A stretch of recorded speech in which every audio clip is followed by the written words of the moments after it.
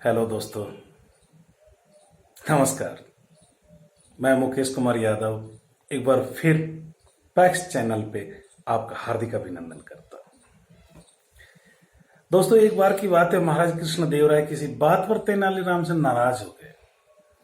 तेनालीराम भी उनसे बहुत ज्यादा रुष्ट थे और वो शहर छोड़ करके चले गए। पहले तो महाराज कृष्णदेव राय ने सोचा कि तेनालीराम यहीं कहीं होगा, एक दो दिन में खुश होकर के आ जाएगा।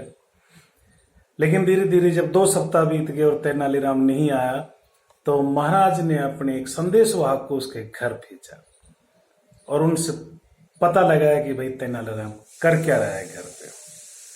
संदेशवाहक जब घर पे गया और तेनालीराम के वहां पता किया, तो उन्होंने बताया, घर वालों ने, कि महाराज जी वो तो काफी दिनों से यहां नहीं है, महाराज की सेवा में है। महाराज कृष्णदेव राय को समझते देर नहीं लगी कि वो रुष्ट होकर के और कहीं भेष बदल के बैठे हुए हैं। महाराज जी ने गुप्तचरों को छोड़ करके पता लगाने की कोशिश की, लेकिन पूरा विजयनगर छानने के बाद भी महाराज के गुप्तचर पता नहीं लगा पाए तेनालीराम है कहां।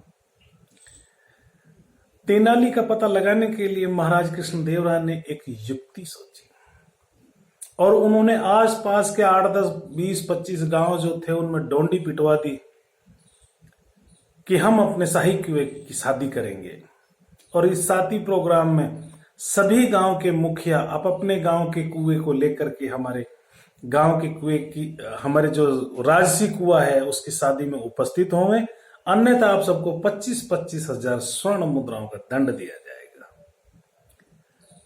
अब जिस किसी ने भी इस बात को सुना, सब आश्चर्यचकित हो गया कि यार कभी कुओं की भी शादी होती है।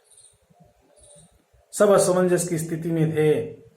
तेनालीराम भी पड़ोस के एक गांव के अंदर भेष बदल करके और वहां शरण लेकर के पड़े हुए थे।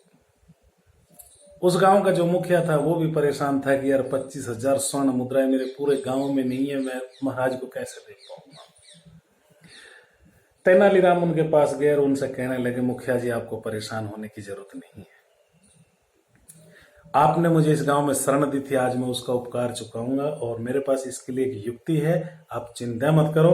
आप आसपास के जो 10-5 जो भी आपके मुखिया हैं उन सबको बुला लीजिए, मैं आपके साथ रहूंगा और महाराज के उस विवाह सम्मेलन में चलते हैं, कुएं के राजसी कुएं के विवाह सम्मेलन में चलते हैं।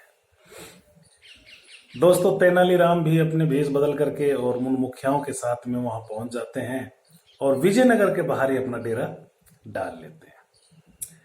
वहां जाकर के वो युक्ति उन मुखियाओं को बताता है और उनमें से एक मुखिया शाही दरबार में जाकर के और विनय करता है कि भगवान, हमारे सारे गांव के मुखिया आप अपने कुओं के साथ में आपके गांव की डोडी के ऊपर इंतजार कर रहे हैं, कृपया आप अपने राजसी शाही कुएं को उनकी अगवानी के लिए भेज दीजिए। महाराज कृष्णदेव राय को समझते देर नहीं लगी कि तेनालीराम पहुंच गया है। वो कहने लगे कि भैया ये बताओ कि तुम्हें भेजा किसने। बोलो महाराज, काफी दिनों से एक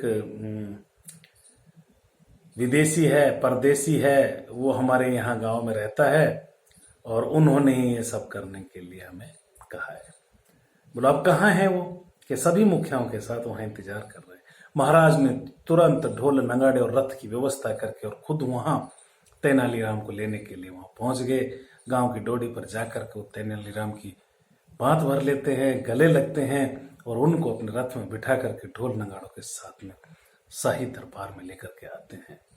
दोस्तों, अगर दिमाग होता है तो उसकी चमक होती है और जिसकी चमक होती है ना उसकी पहचान होती है। और दोस्तों, जिसकी पहचान होती है ना, तो कुसंग की वजह से उनके बीच जो दरार पड़ जाती है, तो उनकी बुद्धि, उनकी क्वालिटी, उनका दिमाग अपनी प्रतिभा को अपने आप सामने ले आता है। इस कहानी के द्वारा दोस्तों मैं आपको यही संदेश देना चाहता हूं कि आपकी जो बुद्धि है वही आपकी पहचान है।